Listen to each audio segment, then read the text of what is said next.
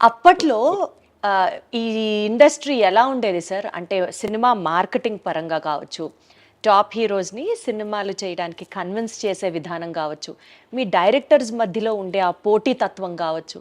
అంటే ఎలా ప్లాన్ చేసేవారు మీరు అప్పటి ఆ స్ట్రెస్‌ని, కాంపిటీషన్‌ని హ్యాండిల్ చేయడానికి? ఇప్పుడు రామారావు కానీ లేకపోతే వీళ్ళకి కానీ వాళ్ళకి కానీ గంటలు గంటలు కథ చెప్పేవాళ్ళం కదమ్మా. చెప్పేవాళ్ళు కాదు. అంతకుముందు వాళ్ళు ఏం చేశారు, మనం ఈసారి కొత్త డిఫరెంట్ ఏంటి, ఓ 20 మినిట్స్ 30 మినిట్స్లో లైన్ ఓహో! ఓకే అయిపోయిందమ్మా. హ్మ్. లేకపోతే ఇంకోటి చూడండి అంటే అంతే. ఓకే. ఆ తర్వాత ప్రొడ్యూసర్స్ కూడా చాలా మంచి ప్రొడ్యూసర్సు. హ్మ్. నాకు ఎంతసేపు ఏంటంటే ప్రొడ్యూసరు 100% నష్టపోకూడదు, రెస్పాన్సిబిలిటీ. ఎందుకంటే వాళ్ళు వడ్డీలు తెచ్చి ఇది చేసి అది చేసి 100% సక్సెస్ అవ్వాలి అనే స్పిరిట్తో ఉండేది. అందుకనే మ్యాక్సిమం అడిగిన 38 డేస్లో తీసామమ్మా. అంతేనా? 38 రోజుల సినిమా అయిపోయింది. జ్యోతి 28 రోజులు. అర్రే! ఏదైనా కూడా 40-45 రోజులమ్మా మాక్సిమం. ఆ తర్వాత ఈ జిమ్మి జిప్పులు ఇవన్నీ వచ్చిన తర్వాత కొంచెం అప్పుడైనా కూడా నేను 70 రోజులు దాట్లా, 60-70 రోజులు అలా. ఒక పక్కన తెలుగు, ఒక పక్కన హిందీ. ఊరికి మనగాడు తెలుగులో కృష్ణతో పెద్ద సూపర్ హిట్ మా, అది చూసి జితేంద్ర మా హిందీలో తీద్దామని. అప్పుడు ఏంటంటే 16 ఏళ్ళ వయసు తెలుగులో హిట్ అయింది, హిందీలో శ్రీదేవి చేస్తే ఆడలా. అయినా కూడా జితేంద్ర శ్రీదేవిని పెడదామంటే ఓకే అన్నాడు. లేకపోతే అమ్మాయికి అట్లా మన సౌందర్య ఇంటర్వ్యూలో కూడా అమ్మాయి చెప్పింది అసలు. అండ్ చాలా అన్ఫార్చునేట్ విషయం ఏంటంటే లాస్ట్లో అమ్మాయి మామ్ అనే సినిమా తీసింది కదమ్మా, రీసెంట్గా రిలీజ్ అయింది. అవును. ఇక్కడ ఆడియో ఫంక్షన్ తెలుగులో కూడా చేయడానికి నన్ను చీఫ్ గెస్ట్గా పిలిచి ఆ అమ్మాయి కాంబినేషన్లో 24 సినిమాలు చేశాను. 25th ఫిలిం కూడా మనం చెయ్యాలని నాకు ఆడ నమస్కారం పెట్టింది. ఆ తర్వాత దేవలోకానికే వెళ్ళింది. అతిలోక సుందరి దేవలోకానికి వెళ్ళిపోయింది. చాలా ఇండస్ట్రీకి అంటే మ్యాక్సిమం సర్వ్ చేసింది, అట్లాంటి డెత్ ఉండకూడదు. అవును సార్, అవును సార్. ఇందాక మీరు చెప్పినట్లుగా శ్రీదేవి గారితో 24 సినిమాలు చేశారు, 11 సినిమాలు ఎన్టీఆర్ గారితో చేశారు, 14 సినిమాలు చిరంజీవి గారితో చేశారు. అసలు ఇట్లా చెప్పుకుంటూ పోతే ఏఎన్ఆర్ గారితో, శోభన్ బాబు గారితో, కృష్ణరాజు గారితో ఇట్లా చాలా సినిమాలు చేశారు కదా. అప్పట్లో ఆ హీరోస్లో ఉండేటువంటి ఆ చెరిష్మాటిక్ ఎక్స్పీరియన్స్ మీతో ఎట్లా ఉండేది సార్? నాగేశ్వరరావు, రామారావు వాళ్ళు మా నాన్నగారు తరం అమ్మ, చాలా గౌరవంగా ఉండేది. వాళ్ళ ఎక్స్పీరియన్స్ మాతో షేర్ చేసుకోవటం. ఎందుకంటే వాళ్ళకి కూడా వాళ్ళకి ఆ టైంలో ఏంటంటే యంగ్ డైరెక్టర్స్ కావాలి వాళ్ళకి. ఎప్పుడైనా కొత్తదే సెలెక్ట్ చేసుకుంటారు కదా, అట్లా అందరూ అసలు చాలా హ్యాపీగా ఆడతా పాడతా తీసేవాళ్ళం అమ్మ, కథల విషయంలో కానీ రిలీజ్ అయిన తర్వాత కానీ. అండ్ ఇంకో గొప్ప విషయం ఏంటంటే ఓ పిక్చర్ ఒక ఆడపోయినా కూడా ఈ డైరెక్టర్ వద్దు ఇంకో డైరెక్టర్ పెట్టుకుందాం అనే సిస్టమ్ లేదు అప్పుడు. రామారావు కానీ ఎవరైనా కూడా హీరోలు అందరూ, చిరంజీవి గారితో కూడా నాకు హిట్లు ఉన్నాయి, ఫెయిల్యూర్స్ కూడా ఉన్నాయి. ఫెయిల్యూర్ అయిందని చెప్పి మన డిస్కౌంట్ డైరెక్టర్ వద్దు అన్నట్టు లేదు, ఈక్వల్గా షేర్ చేసుకునేవాళ్ళం. ఓకే, తప్పు జరిగింది నెక్స్ట్ కరెక్ట్ చేసుకుందాం అని. అట్లా చాలా ఫ్రెండ్లు ఇప్పుడు కూడా అంతా సరదాగానే ఉంటారు. ఇప్పుడున్న జనరేషన్లో వాళ్ళు తీసే పిక్చర్లు నాకు నచ్చిందంటే డెఫినెట్గా నాకు ఫోన్ చేసి అప్రిషియేట్ చేస్తారు. చేస్తే నేనే వస్తానండి అని చెప్పి వచ్చేవారు.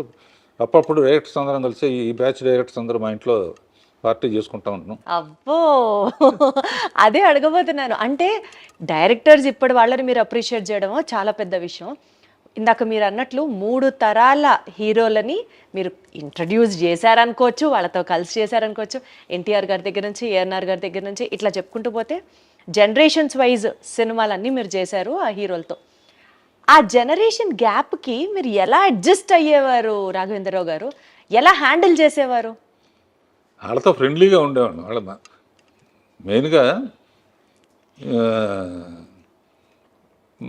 అమ్మో రాఘవేంద్రరావు చాలా సీరియస్గా ఉంటారు అనుకుని వస్తారు. ఓహో. వచ్చిన తర్వాత కొంచెం మామూలుగా ఫ్రెండ్లీగా ఉంటాం, కొంచెం ఫూరిష్ జోకులు వేయటం. నా చుట్టూ కూడా ఎప్పుడు ఎంటర్టైనింగ్గా ఉండే వాళ్ళతోనే ఉంటాను నేను. చాలామంది ఇప్పుడు ఉన్న బ్యాచ్లో కానీ బయట ఫ్రెండ్స్ కానీ, సినిమా ఫ్రెండ్స్ కన్నా బయట ఫ్రెండ్స్లో కానీ సరదాగా ఏ దేశం వెళ్ళినా కూడా వాళ్ళతో వెళ్ళటం, అక్కడ ఏదో ఒకటి చేయటం, ఏం లైఫ్ని లైట్గా తీసుకోవటం. అద్భుతం.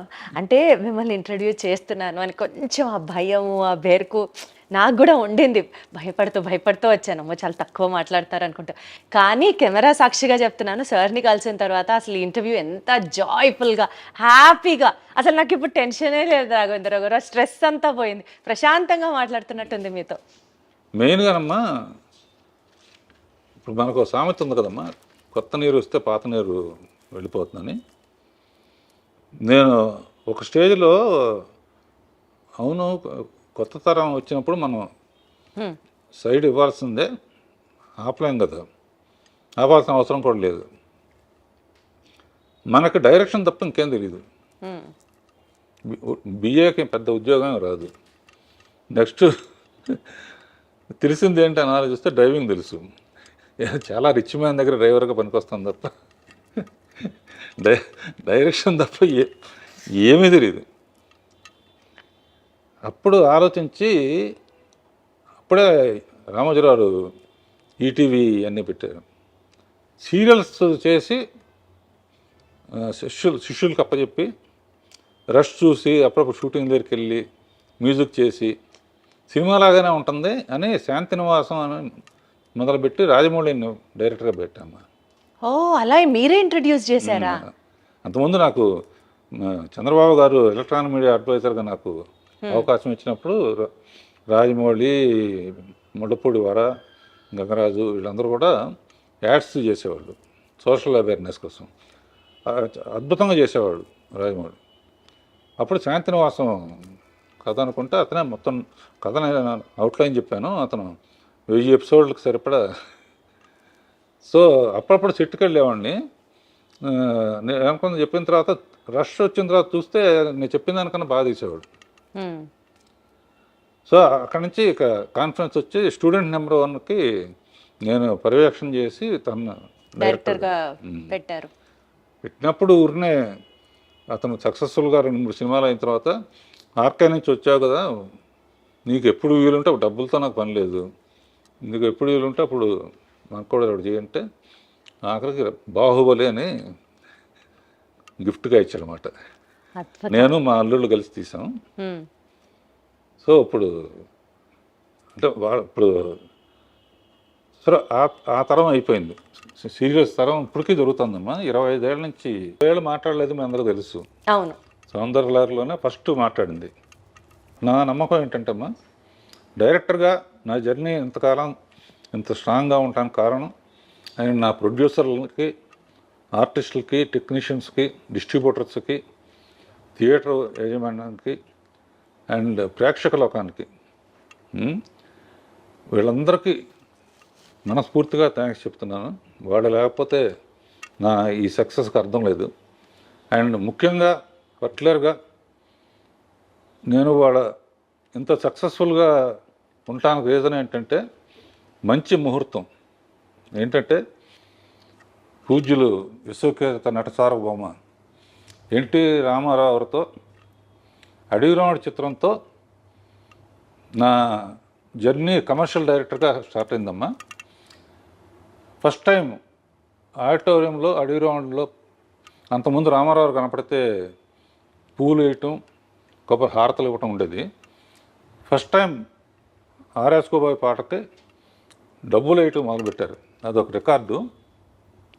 దానికి కారణం ఏంటంటే ఈ అవకాశం నాకు అవడానికి నేను అసిస్టెంట్ డైరెక్టర్గా ఫస్ట్ క్లాప్ కొట్టింది కూడా ఆయన మీదే. ఆయన మీద కొట్టిన క్లాప్ ఆ తర్వాత ప్రేక్షకులు కొన్ని కోట్ల మంది మన సినిమాలకి క్లాప్స్ కొడతారని అప్పుడు ఊహించలేదు నేను. ఇలా చాలా విషయాలు మీ నుంచి తెలుసుకోవడం, మీతో పంచుకోవడం సంతోషంగా ఉంది. ముఖ్యంగా అండి 50 ఏళ్లలో 110 సినిమాలు చేయడం అదొక మామూలు రికార్డు కాదు. అంటే ఒక ఫిల్మ్ మేకర్గా, ఒక డైరెక్టర్గా 50 ఏళ్ళు కంప్లీట్ చేసుకున్న వాళ్ళు మేబీ హాలీవుడ్లో మనం చూసుకుంటే స్పిల్స్బర్గ్ గారి దగ్గర నుంచి, మార్టిన్ సోర్సెస్ గారి దగ్గర నుంచి ఇట్లా కొంతమంది ఉంటే ఉండొచ్చు గాక. కానీ భారతదేశంలో 50 ఏళ్లలో 110 సినిమాలు, అందులో అసలు 70కి పైగా సినిమాలు 100 డేస్ కంప్లీట్ చేసుకోవడం, 26 సినిమాలు రజతోత్సవాలు పూర్తి చేసుకోవడం, 4 సినిమాలు గోల్డెన్ జూబిలీ సెలబ్రేషన్స్ పూర్తి చేసుకోవడం, ఇది కాక 4 సినిమాలకి మీరు దర్శకుడిగా ఒక పర్యవేక్షణ చేయడం. అసలు ఇవన్నీ ఒక మామూలు విషయం కాదు రాఘవేంద్రరావు గారు. ఈ మ్యాజిక్ని ఎలా సాధ్యం అయ్యేలా చేశారు మీరు? అంటే ఎప్పుడు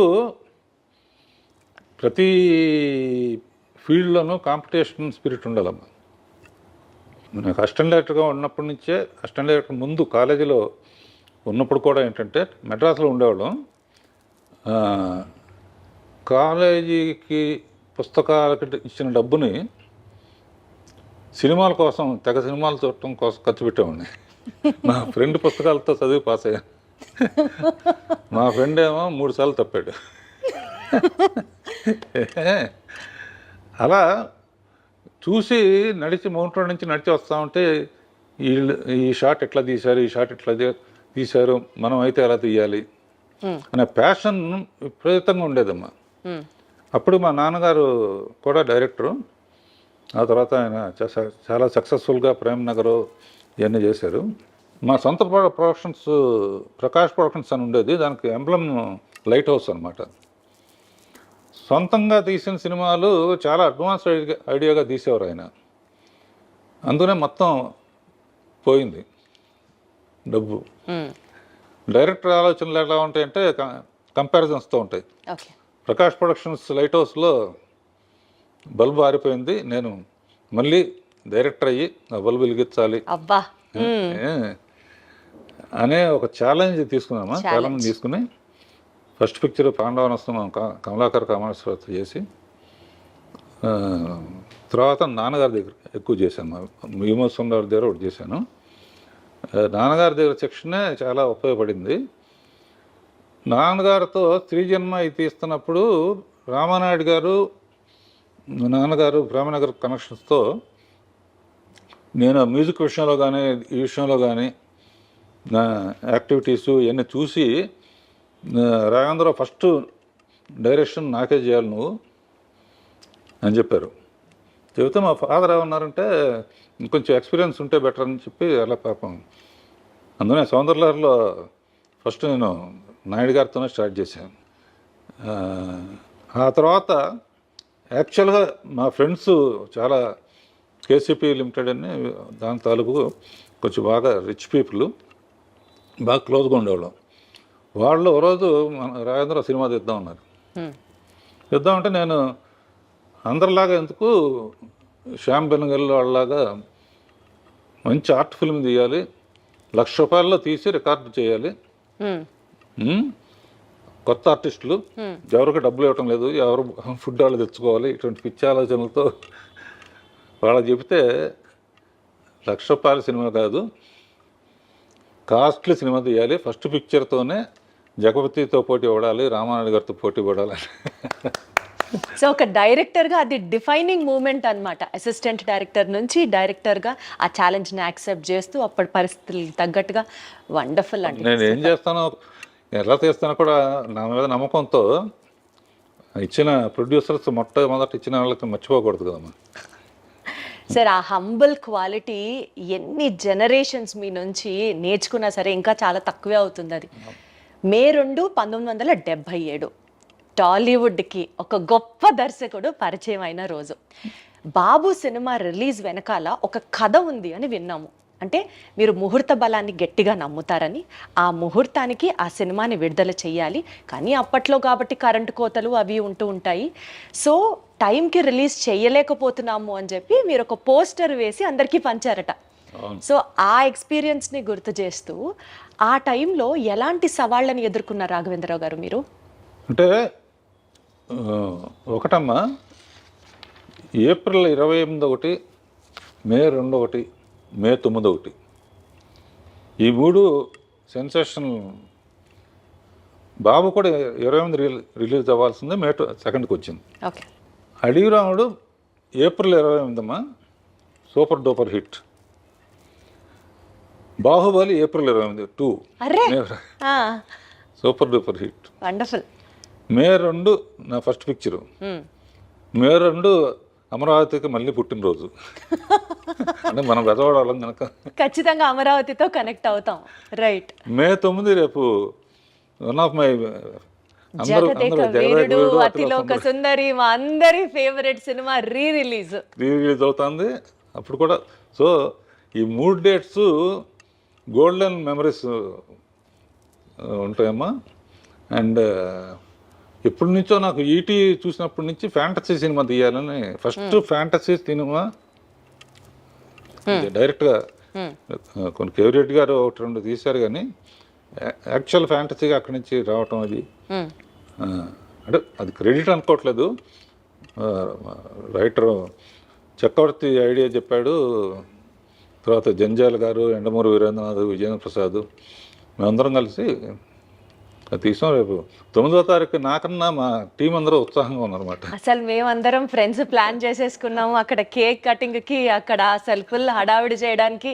ఫుల్ అంటే ఫస్ట్ టైం ఆ సినిమాని కొన్ని లక్షల సార్లు చూసినా ఇంకా ఆ సినిమాని ఇప్పుడు మళ్ళీ థియేటర్కి వెళ్ళి చూడాలి అన్నది మాలో కూడా ఫ్యాన్స్గా కూడా బోలెడంత ఎక్సైట్మెంట్ని నింపే ఒక సినిమా అది. అదేనమ్మా. ఇప్పటికీ దత్తు గారు కానీ చాలామంది జగదేక వీరుడు అతిలోక సుందరి మళ్ళీ తీయమంటారు. నేనేమంటా అంటే అదే పేరు పెట్టి వేరే సినిమా తీసినా బాగుండదు. అదే సినిమా తీయాలంటే మళ్ళీ కంపారిజన్ వస్తుంది. ఇప్పుడు చిరంజీవి కొడుకు రామ్ చరణ్తో తీసాం అనుకో, శ్రీదేవి కూతురు జానకి, మనుషులు మారారు కానీ వాళ్ళే గుర్తుకొస్తూ ఉంటారు. 100% రైట్ సార్ మీరు. పైగా మ్యూజిక్ ఏమో మార్చకూడదు. అంతకన్నా గొప్ప మ్యూజిక్ ఇళయరాజా గారు, మహానుభావుడు. ఒకసారి ఊరిని సరదాగా చెప్తాను, ఇళయరాజా గారు నేను ఎప్పుడు మాట్లాడినా కదా, ఆయనకి ఏదో ఫంక్షన్ వస్తే ఇక్కడికి వచ్చాడు ఆయన. అందరూ మాట్లాడిన తర్వాత రాజా గారు మాట్లాడడం, ముందు డైరెక్టర్ గారిని మాట్లాడమనండి రాఘవేంద్ర గారిని, నేను ఆయన మాట్లాడరండి ఇప్పుడు. అదేం కుదరదు, ఆయన మాట్లాడితే నేను మాట్లాడతాను అంటే, సార్ నన్ను క్షమించండి, నేను ఎప్పుడు మాట్లాడలేదు స్టేజ్ మీద అంటే, మీరు మాట్లాడితే మాట్లాడతా లేకపోతే దిగిపోతాను. అప్పుడు ఒక మాట చెప్పాను అనమాట, ఇళయరాజా గారు జగదేక వీరుడు అయితే ఆయన సంగీతం అతిలోక సుందరి అని. భలే చెప్పారు.